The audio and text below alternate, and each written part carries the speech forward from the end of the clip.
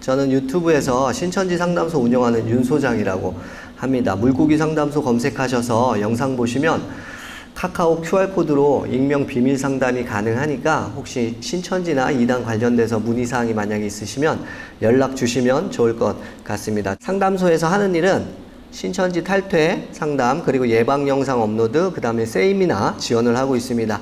상담소는 전방에서 이단 사이비 신천지를 상대하고 있습니다. 항상 이렇게 욕을 먹는 일들을 하고 있습니다. 신학을 공부하긴 한 건가, 할 일 없으면 잠이나 자라, 어디서 주워들은 얘기로 채우는 얄팍한 방송을 하시는 것 같다, 악마의 종이다, 네 회방죄, 성령 회방죄 짓고 있는 것 같은데 개소리를 그럴듯하게 나불거린다, 날 하지 마라, 강의 수준이 저급하다, 천박한 주둥이 놀리면서 부끄러운 줄을 모르는구나, 네가 시부린 엉터리 내용 심판날 다 자료가 된다.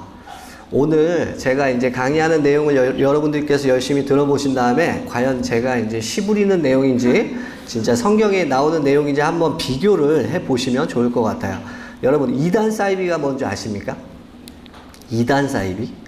이단이라고 하는 거는 정통과 다른 교리다 생각하시면 되고, 사이비는 유사하지만 전혀 다른 것, 외형은 종교지만 해악을 끼치는 가짜 종교단체라고 생각을 하시면 돼요. 더 요약해 드릴게요. 이단은 교리를 왜곡시키는 거고, 사이비는 사람을 그 교리를 가지고 착취하는 것이다 라고 보면 됩니다. 그래서 제가 신천지를 소개할 때 이렇게 표현을 해요. 이단 사이비 신천지입니다 라고 표현을 합니다. 신천지 12지파를 소개를 하고 싶어요. 신천지는 본인들이 계시록 7장을 하나님께 이루어 드려야 된다는 어떤 그런 사명을 갖고 있어요. 14만 4천이 넘었을까요? 안 넘었을까요? 지금 신천지는 넘었습니다. 그럼에도 불구하고 지도부는 그 안에 가라지가 섞여 있다라는 불확실성을 교육함으로써 확실한 알곡이 되기 위해서는 전도해야 되고, 시험 봐야 되고, 헌금 내야 되고, 행사 참여해야 되고, 이런 것들을 통해서 계속 신천지는 붙들어 두고 있습니다. 신천지는 성취의 관점에서는 이미 14만 4천이 다 찼다라고 말하면서 동시에 아직 이루어지지 않았다라고도 말하고 있습니다. 이러한 입장을 다층적 입장이라고 하는데, 이게 신천지의 주요 특징으로 나타납니다. 숫자가 다 찼다라고 신천지가 주장할 때는 성경 예언이 우리를 통해 이루어졌다라는 맥락에서 다 찼다고 얘기를 하고, 숫자가 다 차지 않았다라고 얘기할 때는 아직 스타팅 멤버가 뽑히지 않았다, 그러니까 너네 뭐 해야 돼? 열심히 해야 돼 라는 측면에서는 다 차지 않았다 라고 이야기를 합니다. 여기서 질문 하나를 드리겠습니다. 경북 구미 지역에 해당하는 지파의 이름과 색상을 아시겠어요? 다대우 지파라고 하고, 색상은 뭐죠? 다대우 지파 신천지인의 특징, 복장의 특징을 우리가 알 수 있는데, 그건 다음과 같아요. 검은색 하의에 위에 흰색 셔츠를 입고, 이걸 모나미 룩이라고 합니다. 오렌지색 넥타이를 만약에 찼다 그러면 신천지 다대우 지파라고 생각해 보시면 될 것 같습니다. 보통 지역의 대표 교회를 본부교회라고 합니다. 지성전이라고 하고, 그 외에 나머지 교회를 지교회라고 이야기를 합니다. 지성전은 본점이라 이렇게 보시면 되고, 지교회는 체인점이다 이렇게 보시면 될 겁니다. 지교회는 처음에 센터로 운영하다가 부흥해서 사람이 많아지면 지교회로 업그레이드가 됩니다. 만약에 여기서 여러분들이 성도를 빼앗겨서 옆쪽에 센터가 생기게 되면 그 센터가 나중에 부흥해서 뭐가 된다고요? 지교회가 되게 됩니다. 5번 사진 보여주십시오. 원동의 골프 있죠? 여기 4층과 5층이 신천지의 24년 말에 신천지 전체 재적 인원이 드러났어요. 잘 보이진 않으시겠지만 가장 처음 지파가 베드로 지파, 광주 베드로 지파고, 그다음에 가장 끝에 있는 게 마태 인천 지파입니다. 이 지파 숫자를 모두 다 합치면 25만 명 정도 나옵니다. 그리고 오른쪽에 보면 12지파 국내 종합 전도율 21%라고 나와 있죠. 25만 명의 21% 24년에 전도했다 그러면 몇만 명 정도 나오죠? 약 5만 명 정도가 나옵니다. 근데 19년부터 24년까지 신천지는 어떤 행사를 하는데 10만 명 새신자 수료식을 총 4번을 했습니다. 1번 영상 한번 볼까요?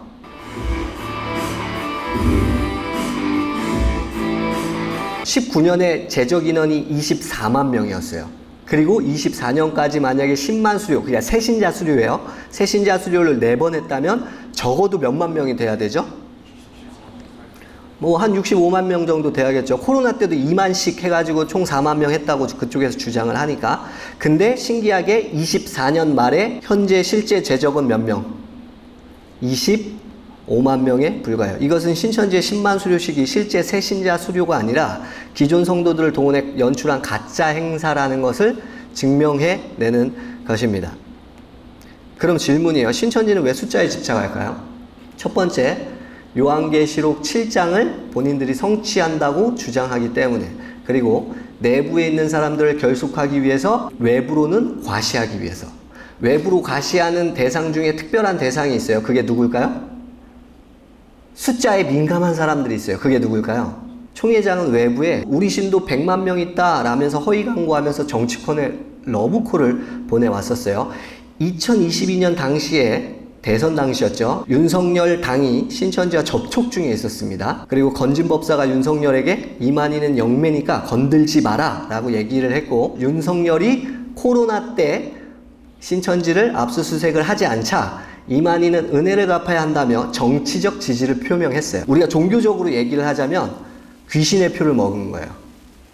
이제는 그 대가를 돌려줘야 할 시기에 와 있죠. 그래서 김건희 씨 특검법이 제가 알기로 통과가 된 걸로 알고 있습니다. 두 번째는 우상숭배입니다. 동영상 2번 영상 틀어주시겠어요? 이 시대의 모든 왜 저러는 걸까요? 신천지 안에는 우상숭배의 영이 깊숙이 뿌리가 내리고 있습니다. 총회장이 각각의 지교회를 돌면서 설교를 하고 있어요. 돌 때마다 단순히 이제 그들 입장에서는 환영하고 존경해드리는 것이다 라고 하지만 우리 눈으로 봤을 때 저게 숭배하는 모습으로 보이기 시작하죠. 여러분, 재밌는 거 하나 알려드릴게요. 신천지인들한테 가서 이만희는 재림예수다 이렇게 얘기하면 될까요, 안 될까요? 그들이 뭐라 그러냐면 역시 기성교회는 성경을 몰라 이렇게 얘기할 거란 말이에요. 신천지한테는 고유한 어떤 컨셉이 있어요. 영은 육을 들었습니다. 지금 현재 재림 예수의 영이 이미 이 땅에 왔고 이만희 총회장이라는 육체를 들어쓰고 있다 이렇게 주장해요. 그럼 이만희 총회장이 재림 예수인가요? 아니라 렌트카죠. 차만 빌려준 거죠. 그렇기 때문에 분리할 때는 재림 예수가 아니다 라고 하고, 유리할 때는 예수가 받아야 될 영광을 모두 다 받는, 아까 얘기했던 다층적 입장으로. 그래서 여러분들이 나중에 신천지인들을 만나면 제가 당황스럽게 할 만한 멘트들을 몇 개 알려드릴게요. 이제 신천지에게 총회장님은 예수님이 아니잖아요 라고 얘기하면 그렇다고 얘기하고, 그럼 이렇게 한번 물어보세요. 야, 너네들 말이 다 맞다고 하고 나중에 역사가 완성이 됐다고 치자. 그러면 너는 예수님한테 절할 거야, 총회장님한테 절할 거야? 라고 하면 그들이 대답을 할 수 있을까요, 없을까요? 근데 궁극적으로 예수의 영이 누구한테 들어가 있죠? 이만희 씨한테 들어가 있잖아요. 그렇기 때문에 이제 거기서 그러면 이상한데? 그게 이상하다고 생각하는 사람들이 나중에 총회장이 지교회를 돌 때 혹은 10만 수료식을 할 때 영광 받는 걸 보면서 이건 잘못된 것 같은데 라고 하다가 1, 2년 있다 탈퇴하는 거예요. 근데 그래도 성경이니까 예수의 영이 총회장한테 들어가서도 나는 총회장한테도 경배할 거야 이러신 분들도 있어요. 이런 분들은 탈퇴를 할 수 있을까요, 없을까요? 탈퇴를 하지 못합니다. 7번 사진이요. 신천지를 소개했고 이번에 신천지를 정리해 보겠습니다. 신천지는 예수의 사도적 계승을 받은 정통 공동체라고 주장을 해요. 그러나 실상은 교리를 왜곡하고 사람을 착취하는 이단 사이비 단체라고 제가 주장을 했습니다. 14만 4천 성취를 이유로 포교, 헌신, 시험, 헌금 등을 강요하고 끝없는 동원을 반복합니다. 공식 수료식은 수치를 부풀린 가짜 행사에 불과하고, 신천지 지도부는 거짓 행사를 통해 성도들을 속이고 있고, 신천지 성도들은 거짓 포교를 통해 세상을 속이고 있습니다. 신천지는 보이지 않는 하나님을 보이는 사람, 보이는 숫자, 보이는 단체로 바꾸어 놓고 사람과 단체를 숭배하는 공동체입니다. PPT 8번 한번 읽어볼까요? 시작.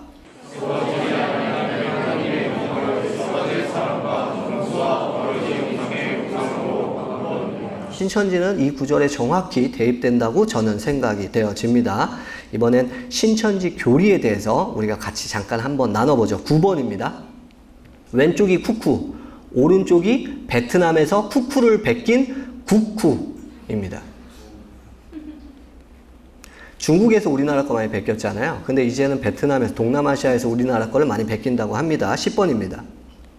왼쪽이 진로, 오른쪽이 진로. 11번입니다. 우리 초코파이 유명하죠? 뭐라고 써있죠? 초카파이라고 써있습니다. 12번입니다. 네네치킨, 텀앤텀스, 설빙 다 똑같죠? 그리고 밑에 보면 파리바게트이 나오죠? 그 밑에 뭐라고 써있죠? 바리바게트라고 이야기를 하네요. 자, 위조 짝퉁은 비슷하지만 전혀 다르다는 데 있고 분별 기준은 방금 보신 것과 같이 무엇을 확인해야 됩니까? 디테일을 확인하는 데 있습니다. 2단에 빠지는 비극은 알지 못하는 것과 성경을 디테일의 부재로부터 시작됩니다. 그래서 2단은 대충 보잖아요. 그럼 되게 성경적으로 보여요. 그러나 자세히 보면 가짜가 드러나기 시작합니다. 짝퉁을 정품으로 믿게 만드는 방법론이 하나 있는데 그게 뭐냐면 비유풀이라는 방법론이 있습니다. 그 비유풀이 안에는 다음과 같은 장치가 숨어 있습니다. 3가지예요. 요거 잘 기억하셨다가 나중에 여러분이 결혼하신 다음에 아들, 딸 낳으시면 아들, 딸한테도 꼭 교육을 해주셔야 이단에 대한 예방이 될 수 있을 겁니다. 첫 번째, 개역 한글 번역의 애매성을 악용한다. 그리고 2번째, 같은 단어끼리 퍼즐 맞추기를 한다. 그리고 3번째, 한 구절만 토막내어 해석을 한다. 요 3가지. 요 3가지로 인해서 같은 성경을 봐도 비유풀이를 통과하게 되면, 짝풀이를 통과하게 되면 성경 맥락과는 전혀 다른 내용이 나오게 됩니다. 처음 얘기했던 개역 한글 번역의 애매성의 악용이라는 걸 제가 한번 예시로 들어보겠습니다. 이게 뭐냐면 신천지에서 성경 66권에 짝과 짝이 있다라고 주장을 합니다. 그 주장하는 근거 구절로 이사야 34장 16절이 근거라고 주장합니다. 혹시 여러분들 성경 갖고 계시면 한번 찾아보면 너무 좋을 것 같아요.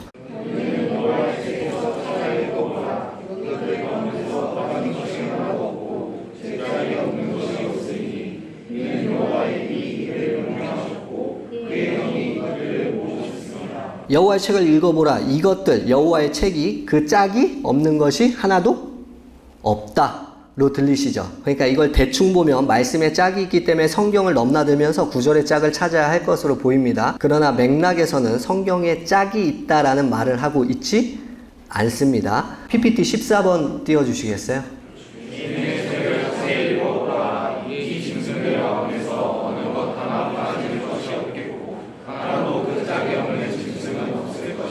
이것들을 여호와의 말씀으로 대입하지 않고 지금 새 번역에서는 뭘로 대입을 했죠? 짐승으로 해석을 하고 있습니다. 개역 한글에 혹은 개역 개정의 번역의 애매성을 악용하고 있습니다. 정리할게요. 대충 보면 성경에는 짝이 있다라는 것으로 보입니다. 그러나 제대로 보면 인간이 없는 폐허가 된 땅에 야생동물들이 암수짝을 지어서 거처를 삼게 될 거라는 이야기입니다. 신천지가 저 구절 지금 사용할까요? 안 할까요? 그리고 2번째, 같은 단어끼리 퍼즐을 맞춘다. 이사야 31장 3절입니다. 개역 한글이나 개역 개정판을 갖고 계신 분들이 이따가 읽어달라고 할 때 읽어주시면 좋을 것 같습니다.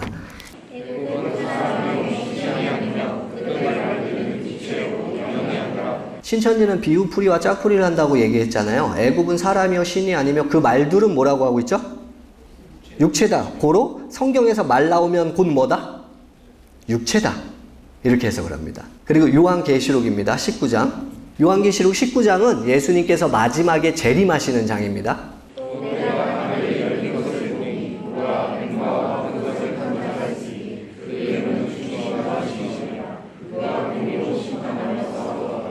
충신과 진실이다 라고 얘기하는 거 보니까 예수 그리스도께서 재림하시는 것 같아 보입니다. 근데 그냥 오시는 게 아니라 뭘 탔다고 나와요?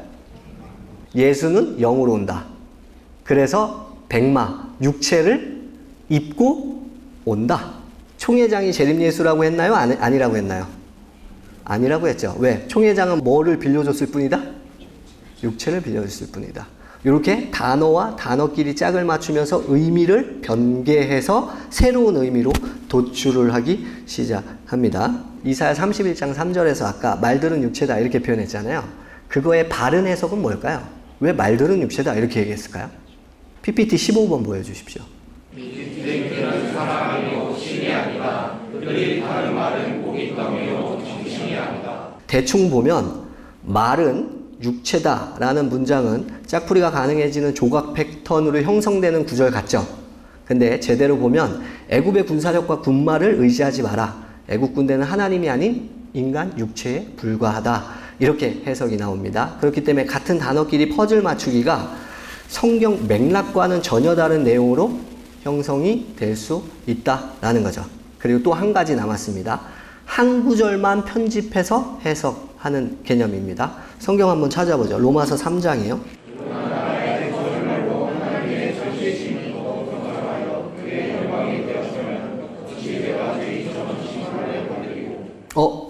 이게 신천지가 모략 포교를 하는 데 있어서 당위성을 부여하는 구절이거든요.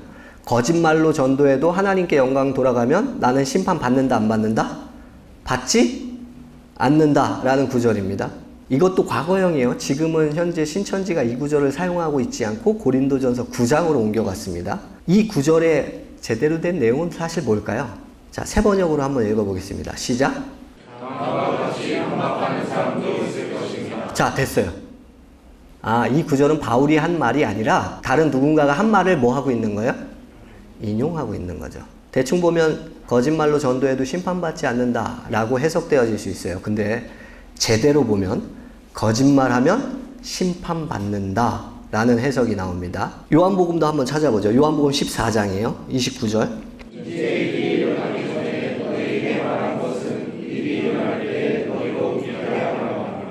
일이 이루기 전에 먼저 말했다. 근데 그 내용은 뭐냐면 28절 예수께서 갔다가 다시 너희에게로 온다라는 구절입니다. 대충 보게 되면 신약을 비유로 말씀하셨고 재림 때 예수께서 그걸 성취한다는 구절 같아 보입니다. 근데 제대로 보면 예수님 승천 후에 예수님의 영이죠. 성령을 제자들에게 보낼 것을 미리 예언하는 구절입니다. 이와 같이 한 구절만 편집해서 해석을 하게 되면 성경 맥락과는 전혀 다른 내용이 형성되게 됩니다. 이 세 가지 꼭 기억하고 계셨다가 나중에 여러분의 자녀, 그 다음에 여러분 친구, 지인, 부모님에게 꼭 성경 보는 방법에 대해서 알려주시면 좋을 것 같습니다. 개역 한글 번역의 애매성을 악용하지 않도록 같은 단어끼리 퍼즐 맞추면 안 되도록 한 구절만 편집해서 해석하면 안 되도록 같은 성경을 봐도 위에 장치가 숨어있는 짝풀이나 비유풀이를 통하게 되면 이제 성경에서 원래 말하고자 하려는 맥락과는 전혀 다른 이야기가 나올 수 있다라는 거죠. 우리가 수많은 교리들을 지금 다룰 수는 없어요. 근데 딱 한 개만 여러분들께 교육을 시켜드리고 싶어요. 바로 재림교리입니다. 17번이에요. 여러분이 1번 시대에 살고 있나요? 2번 시대에 살고 있나요? 2번 시대에 살고 있죠. 그렇다면 아직 재림은 이루어졌나요? 이루어지지 않았나요? 신약의 저자들은 예수님의 재림을 가시적 재림으로 말씀을 하고 계십니다. 복음서 종말론을 보자면 AD 70년에 성전이 파괴돼 곧 유대 질서가 붕괴하고 그 이후에 범세계 우주적 질서가 붕괴된 이후에 예수님이 재림한다고 말씀하고 계시고 베드로 복음서 안에서는 자연의 모든 구성 요소가 불에 타서 녹아버리고 시공간이 제거된다는 거죠. 그리고 땅과 그 위의 모든 우리가 행한 일들이 드러나게 될 것이다 라고 이야기를 하고 있고, 그리고 요한계시록은 아까 예수님의 재림장이 제가 몇 장이라고 얘기했죠? 19장 20장 천년왕국, 그 다음 백보자 심판, 21장 새하늘 새 땅, 그리고 22장 에필로그 끝. 그래서 예수님이 재림하시면 새하늘 새 땅을 여시고 끝나는 그림으로 그려집니다. 그래서 누가복음 24장과 사도행전 1장은 중첩된 본문이 나오는데 예수님이 부활하신 다음에 제자에게 사명 주시고 승천하시는 이야기입니다. 한번 찾아보죠. 누가복음 24장이에요. 자, 저는 약간 번역이 다를 수가 있어요. 근데 48절에 이렇게 써있죠. 너희는 이 일에 뭐다? 증인이다. 49절 성령을 보내주겠다 라고 얘기하고 50절 예수께서 제자들을 축복하시고 51절이에요. 자, 여기 나오는 하늘이 비유적일까요? 문자적일까요? 진짜 하나님이신 예수께서 하늘로 뭐 하시는 장면이 나오는 거죠? 승천하시는 장면이 나오는 거죠. 그리고 나서 52, 53절입니다. 시작.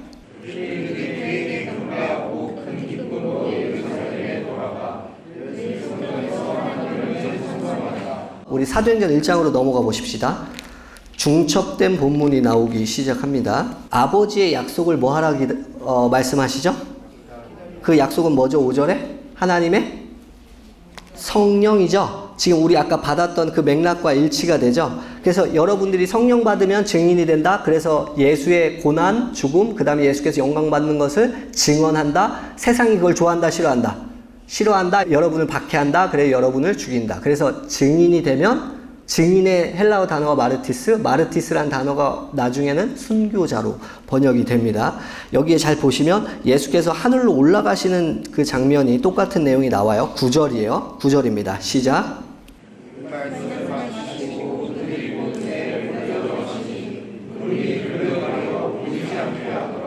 하늘이란 단어 대신에 어떤 단어가 등장했죠? 구름이라는 단어가 등장했나요? 구름은 비유적 구름을 얘기하는 걸까요? 문자적 구름을 얘기하는 걸까요? 여기서 문자적이겠죠. 그래서 10절에 하늘이란 단어가 나옵니다. 10절 시작. 올라가실 때 제자들이 자세히 하늘을 쳐다보고 있는데 이도 읽은 두 사람이 그들 곁에 서서 11절. 그때 갈릴리 사람들아 어찌하여 서서 하늘을 쳐다보느냐 너희 가운데서 하늘로 올려주신 이 예수는 하늘로 오심을 본 그대로 오시리라 하였느니라. 이렇게 써 있네요. 이 예수님은 하늘로 너희가 가심을 받지 그 본 그대로 뭐 하실 거야? 그럼 예수님의 재림은 아무도 모르게 영으로 오는 건가요? 아니면 모두가 볼 수 있도록 가시적으로 오시는 건가요? 가시적으로 오시는 거죠. 정리해 볼게요. 예수의 재림은 가시적 재림이며 하늘로 올라가신 그대로 다시 오신다는 거예요. 이건 문자적 맥락입니다. 다른 성경에는 그래서 뭐라고 나오냐면 구름 타고 오시리라 라는 표현이 등장을 해요. 즉 어디서부터 그러니까 뭐죠? 손오공처럼 군둔을 타고 온다는 말이 아니고 어디에서 오신다? 하늘로부터 오신다는 것을 묘사하느냐고 구름 타고 오시리라 혹은 구약에서는 그룹 천사를 타고 온다라는 표현들이 나와요. 왕적 권위를 갖고 오신다라는 표현입니다. 계시록 1장에서는 볼지어다 구름을 타고 오시리라 각인의 눈이 그를 볼 것이고 모두가 본다라는 표현인 거잖아요. 그래서 하늘로부터 오신다. 모두가 그를 보게 될 것이다. 그것은 계시록 19장 예수께서 하늘로부터 흰말을 타고 군대와 함께 오신다는 묘사로서 요한계시록은 완성이 되어집니다. 그렇기 때문에 제가 지금 주장하고 있는 저 예수님의 재림 하게 되면 보이게 가시적으로 오시고 재림한 이후에는 보통 부활과 심판이 등장합니다. 그래서 문자적으로 끝날 것이다. 요게 성경이 말하는 재림 이후에는 새하늘 새 땅 천국이 열리고 끝난다라는 구절이에요. 그러면 신천지 주장을 한번 볼까요? 18번입니다. 신천지는 신약 시대를 살고 있다고 할까요? 재림 시대를 살고 있다고 할까요? 그래서 사도행전 4장에 오로지 구원얻을 이름은 예수의 이름밖에는 없다. 주신 일이 없다. 이 구절이 신천지한테는 먹히지 않아요. 그 구절이 먹히는 시대는 어느 시대? 신약 시대였고 이제는 예수가 영으로 재림하신 재림 시대다. 이렇게 주장하기 때문에 그래요. 신천지는 어떻게 해석하는지 제가 한번 논리 전개를 해볼게요. 사도행전 1장 9절에 아까 우리 읽었던 거에 이 말씀을 마치시고 저희 보는 데서 올려가시니 구름이 저를 가리워 보이지 않게 하더라 라는 걸 우리는 있는 그대로 봤단 말이에요. 하늘로 올라가셔서 나중에 구름 때문에 보이지 않게 됐다. 이렇게 우리는 해석을 하는데 신천지는 구름이 저를 가리워 보이지 않게 되었으니 구름은 뭐냐면 가리워 보이지 않게 하는 역할을 하는 것이다. 구름 타고 오신다는 것은 육안으로 보이지 않게 영으로 오신다는 뜻이다. 그리고 아까 얘기했던 이사야 31장 3절에 애굽은 사람이요 신이 아니며 말들은 뭐다? 육체다. 말은 뭐다? 육체다를 가지고 와서 아까 계시록 19장 11절에 예수님 재림하실 때 예수님이 뭐 타고 온다? 백마 타고 온다. 말은 뭐였다? 육체다. 예수님이 육체를 입고 오신다. 이렇게 정리를 해서 예수의 재림은 가시적 재림이 아닌 영으로 오시며 어떤 육체를 들었습니다. 라는 개념이 형성되기 시작합니다. 그래서 현재 신천지에서 주장하는 건 재림 시대를 살고 있다. 이렇게 주장하고 저희는 19번 넘겨주세요. 모든 이단들 있죠? 정명석, 그 다음에 통일교, 모든 이단들이 지금이 신약 시대다라고 얘기하면 재림주가 거기에 들어갈 수 있을까 없을까요? 없죠. 근데 지금은 시대가 바뀌어서 재림 시대다라고 하면서 모든 사람들이 그 세 번째 시대가 지금 현재 시대라고 주장을 하고 있는 겁니다. 정리하면 일반 교회는 구약 시대 다음에 무슨 시대? 신약 시대고 그 신약 시대를 지금 현재 우리가 살고 있고 예수님이 재림하실 때는 보이게 온다, 안 보이게 온다? 보이게 온다. 그리고 재림 이후에는 부활로서 시공간이 끝나고 영벌과 영생으로 넘어간다는 게 일반 교회의 주장이고, 신천지의 주장은 구약시대 끝나고 신약시대가 끝났고 예수는 보이게 온다, 안 보이게 온다? 안 보이게 재림한다. 그래서 재림시대가 펼쳐졌다. 그렇기 때문에 이제는 어디로 찾아가야 된다? 재림시대에 합당한 목자에게 찾아가야 된다 라고 주장을 하는 것입니다. 해석이 다르게 나타나는 이유가 여러분들이 이제는 이해가 되실 수 있겠죠. 그것은 신천지의 대충보기와 겉핥기 방식인 짝풀이와 비유풀이로 다른 맥락을 제시하기 때문에 그렇습니다. 이와 같이 여러분이 신천지 교리 중에 재림교리를 확인을 한번 해보셨어요. 근데 신천지에 빠지기 쉬운 심리 상태가 있습니다. 20번이에요. 공동체에서 사회적 유대감이 결여된 경우, 기존 질서에서 불만이 많고 개혁을 바라는 경우, 자기 중심적이고 영적 교만이 높은 경우, 직업이나 사명을 찾지 못해 불안한 경우, 종교심은 높은데 성경 지식이 별로 없는 경우, 책임 회피를 좋아하고 쉬운 길만 선택하는 것을 좋아하는 경우, 그 다음에 결핍으로 인해 의존적이고 자존감이 낮은 경우, 이런 모든 경우를 맞이하는 때가 언제인지 아세요, 여러분? 고등학교에서 대학교 넘어갈 때쯤이에요. 그래서 상담 받으러 올 때 탈퇴하는 친구한테 너 나이 몇 살이야? 라고 물어보면 25이라고 얘기해요. 그러면 저는 이 친구가 대충 몇 살에 들어갔는지 알 수 있어요. 아, 신천지 5년 했구나. 대학교 들어갈 때쯤에 들어갔구나 라고 알 수 있습니다. 그래서 여러분들이 교회에서 이런 친구들이 있나 없나 잘 보시고 사랑으로 잘 감싸 안아서 다른 곳으로 수평 이동하지 않도록 잘 도와주시면 좋을 것 같습니다. 신천지 추수꾼들이 있어요. 교회 안에 몰래 들어온 사람들인데 추수꾼의 특징을 알려드리겠습니다. 새신자 등록을 할 때 사진 찍기를 싫어합니다. 그리고 이전 교회를 적지 않고 이름과 연락처를 간단하게만 기재합니다. 가정생활상을 투명하게 공개하지 않아요. 교회 내 문제가 발생할 때 담당 목사님에게 보고하지 않고 그걸 가지고 분열을 가속화시킵니다. 텔레그램은 언제나 최근 접속 중으로 뜨고 있습니다. 그리고 인스타 팔로워 수를 보면 변동폭이 심해요. 거짓말을 반복하고 말의 앞뒤가 안 맞으면 신천지일 확률이 있는 겁니다. 정상적 헌금 생활을 할까요, 안 할까요? 하지 않습니다. 목회자 설교와 교회 정책 불평, 불만을 가질 경우에도 의심을 해볼 필요가 있고요. 목회자와 거리두면서 성도들에게는 접근해 친해지면 의심을 해볼 필요가 있습니다.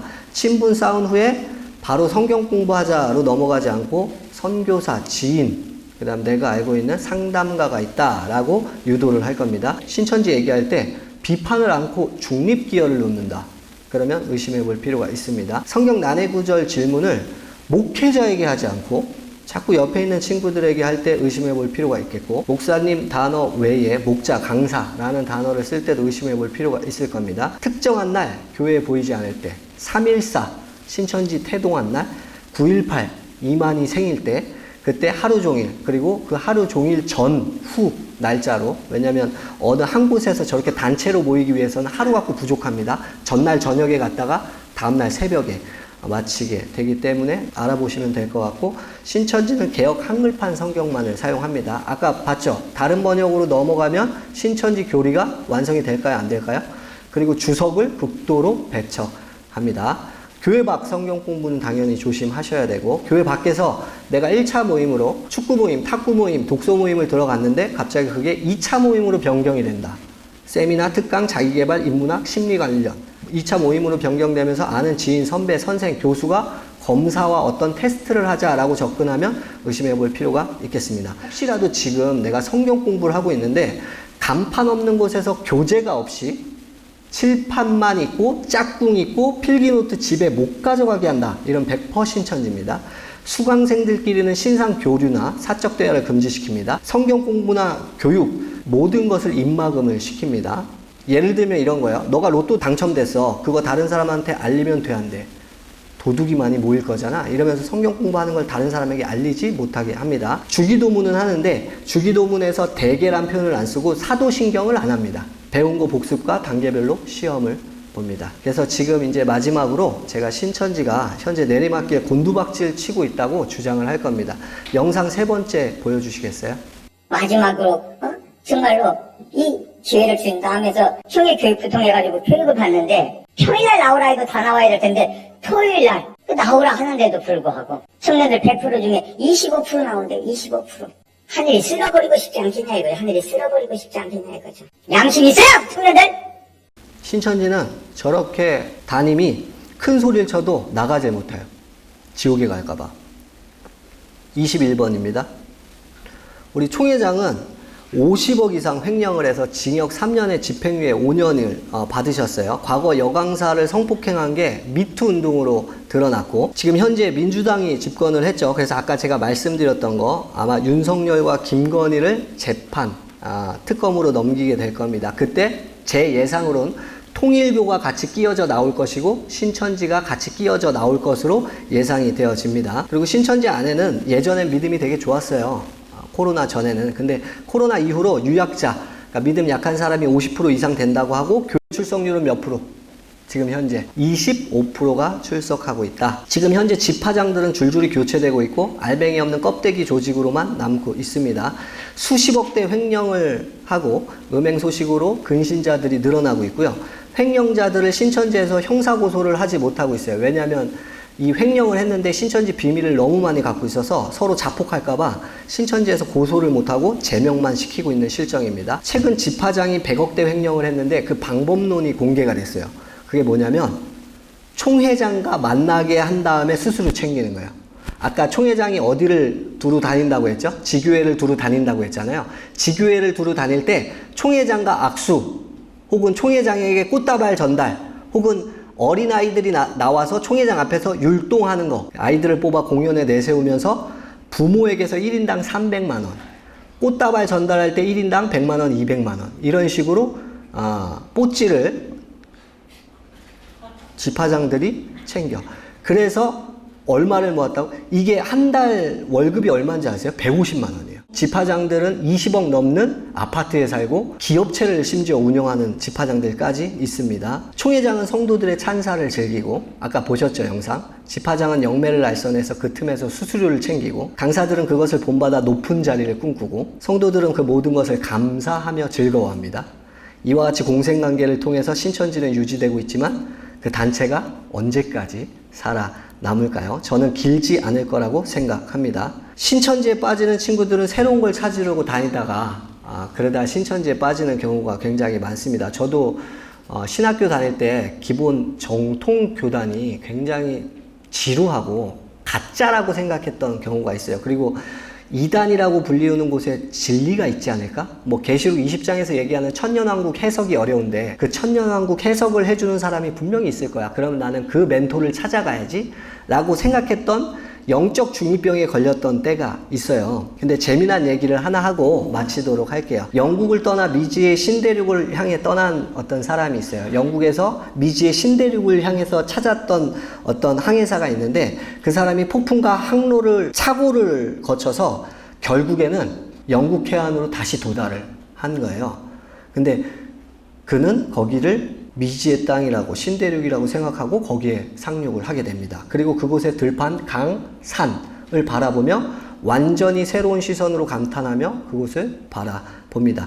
그건 새로운 발견이자 가장 깊은 차원의 기향이었죠. 그러나 그는 신대륙을 발견한 게 아니라 원래 살던 곳을 다시 바라봤던 거죠. 탕자는 성경에 탕자가 나오는데 아버지 집을 떠나서 먼 나라로 방황하다가 고통을 겪은 후에 다시 돌아오죠. 돌아온 자리는 그곳은 바뀐 새로운 곳이었나요? 전혀 아니었죠. 그럼 바뀐 게 뭐였죠? 그 친구의 마음만 새롭게 바뀐 것이었죠. 아마도 이건 신천지의 문제뿐 아니라 우리의 문제도 되는 것 같아요. 우리의 문제는 우리는 자꾸 새로운 장소, 새로운 사람, 그 다음에 새로운 가르침을 찾는 일에 천착을 많이 하는 것 같습니다. 그러나 문제는 그런 새로운 장소, 사람, 가르침이 아니라 새롭게 새로 고침을 받아야 할 나의 마음이 문제가 아닐까 다시 한번 생각을 해봅니다. 진리는 변할까요? 변하지 않을까요? 구간이 명간이라고 여러분 예수님 얘기하고 십자가 얘기하면 좀 지루하시죠? 됐던 얘기 또 하네 그러죠. 그러나 나의 마음이 새롭게 됐을 때 그 진리가 다시 여러분들에게 새로운 십자가로 다가오시기를 바랍니다. 오늘 교육이 여러분에게 도움이 되는 교육이었으면 좋겠습니다. 목사님 마치도록 하겠습니다. 감사합니다.